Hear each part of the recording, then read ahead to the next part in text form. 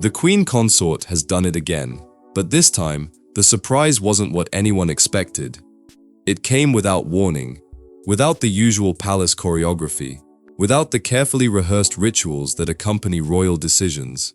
And when the words left his mouth, the entire United Kingdom stood still.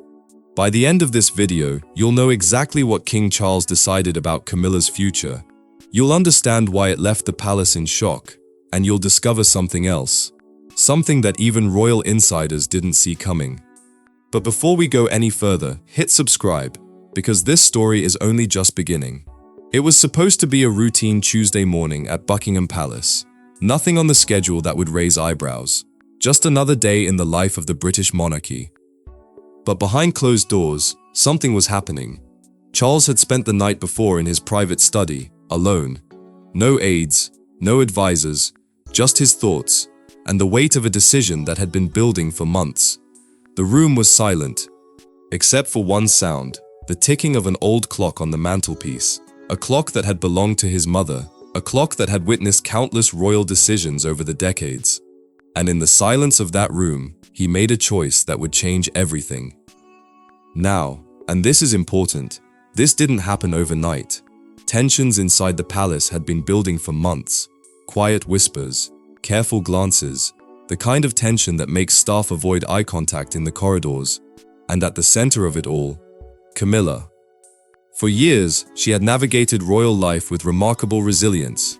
She survived the criticism, endured the comparisons, stood beside Charles through every storm. But something had shifted. Insiders began noticing changes. Small at first, a missed invitation here, a reassigned duty there, subtle adjustments that spoke louder than any public statement ever could. Charles, they said, seemed increasingly distant, not cold, just different. He had spent his entire life preparing for the crown. And now that he wore it, the weight was heavier than anyone had imagined. And Camilla, who had once been his greatest ally, began to feel like a reminder of a past he was trying to leave behind. But here's where the story takes a turn nobody expected. The morning of the announcement, Charles made a call. Not to Camilla, not to William, not to any palace official. He called Princess Anne.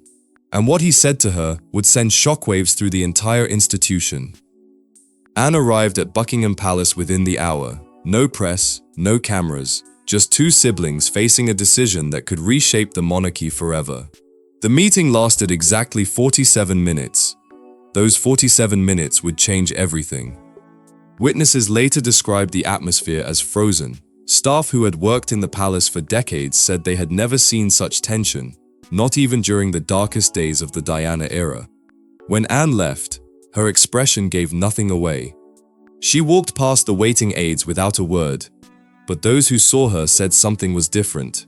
She didn't look angry, she didn't look sad, she looked relieved. Within hours, the palace had scheduled an emergency meeting. Senior officials were summoned, legal advisors consulted, the machinery of the monarchy was in motion. But what exactly was being decided? And then it happened. The statement was released at exactly 11 a.m. No build-up, no warning. Just a few paragraphs that would dominate headlines for weeks.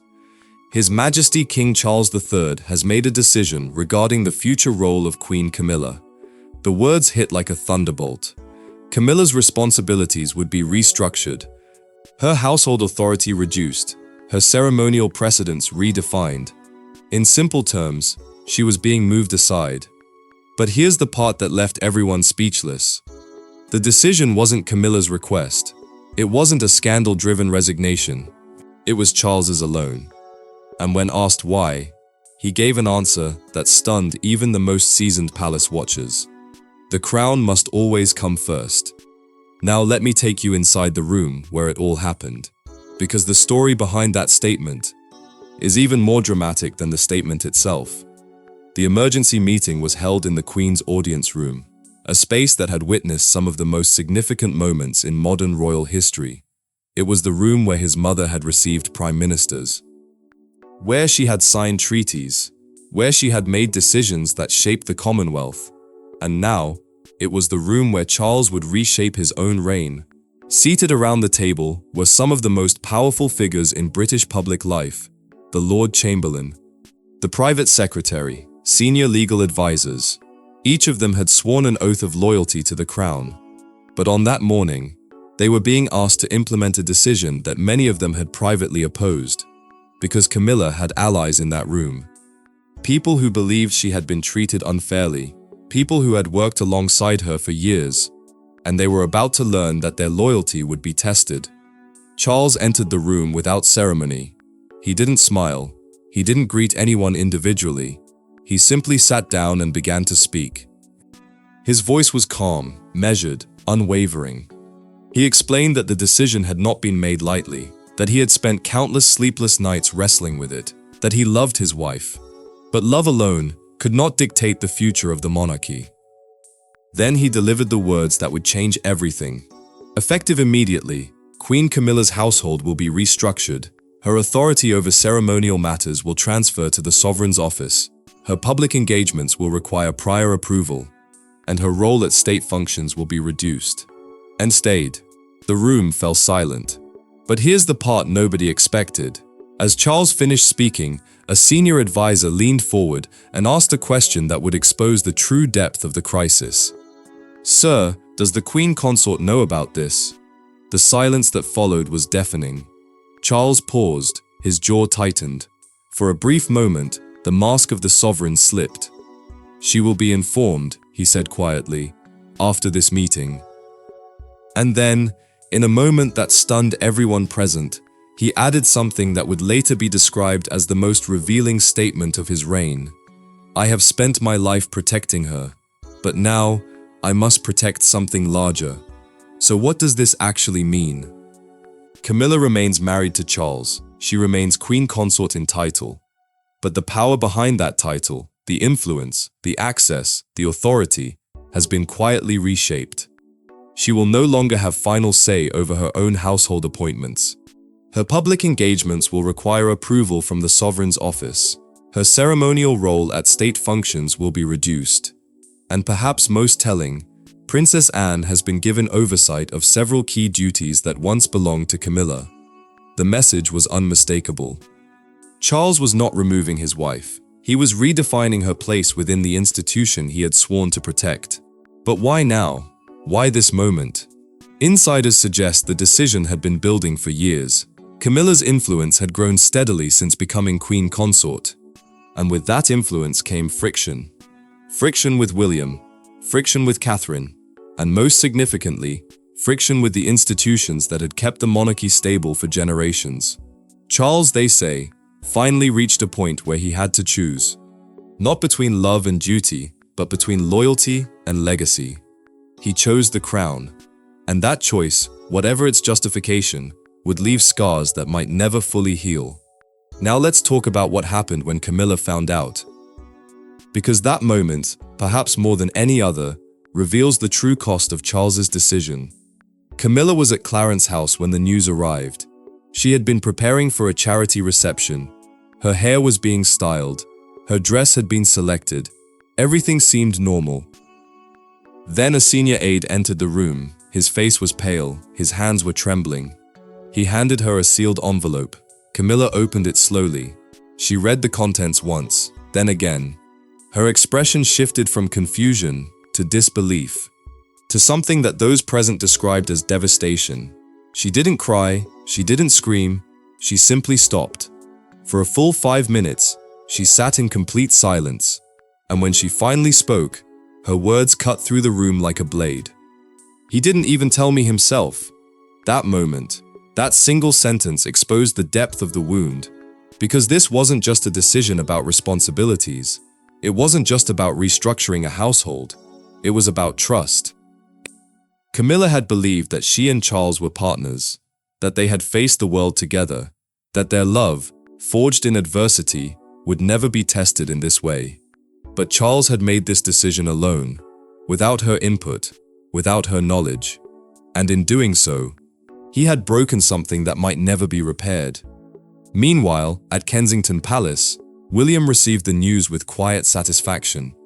He had been advocating for this change for months. He had watched Camilla's influence grow. He had seen her clash with Catherine. He had observed her efforts to shape Charlotte's future, and he had decided, quietly, carefully, that boundaries needed to be drawn. But William's response wasn't triumphant, it was measured. He understood that this decision would have consequences. And he also understood that his father had made a sacrifice that might haunt him for the rest of his life. The days following the announcement were filled with tension. Palace staff walked on eggshells. Conversations stopped when anyone entered the room. The atmosphere, once carefully orchestrated, had become unpredictable. Camilla retreated to her private apartments. She cancelled engagements. She refused to speak to anyone except her closest aides. Charles, meanwhile, continued with his duties. He appeared at events. He smiled for cameras. He performed the role of monarch with practiced ease. But those who knew him best said he was different, quieter, more distant. He was no longer just a king. He was a man who had chosen the crown over the woman he loved. And then, 3 days later, something unexpected happened. Camilla emerged from her apartments. She was dressed in a simple navy suit, no jewels, no tiara, just a woman preparing to face the world. She had made a decision of her own. She would not resign, she would not retreat, she would not give her critics the satisfaction of seeing her broken. She would continue as queen consort, but on her own terms. The press was shocked. Palace aides were scrambling. No one had expected this, because Camilla, who had been portrayed as defeated, was fighting back.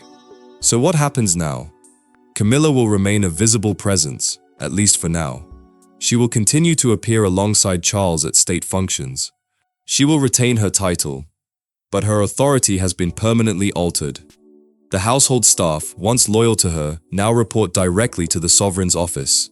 Her schedule is no longer her own, and her voice, once powerful inside palace walls, has been quieted.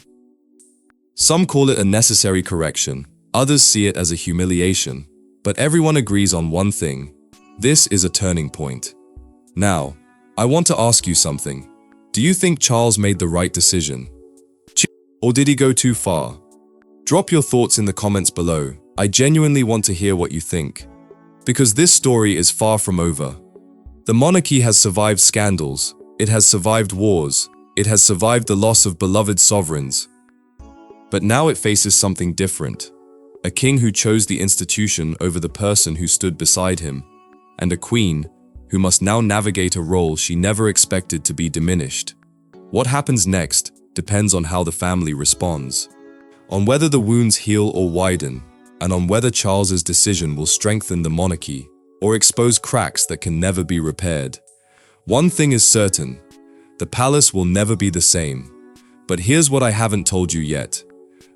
The decision Charles made, the one that has left Britain in shock, is just the beginning. Because there are forces inside the palace that are already moving against him, and the next few weeks may decide not just Camilla's future, but the future of the entire monarchy. If you've made it this far, hit that like button, because stories like this don't stay buried for long. And subscribe, so you don't miss what comes next. Because trust me, you won't want to miss it.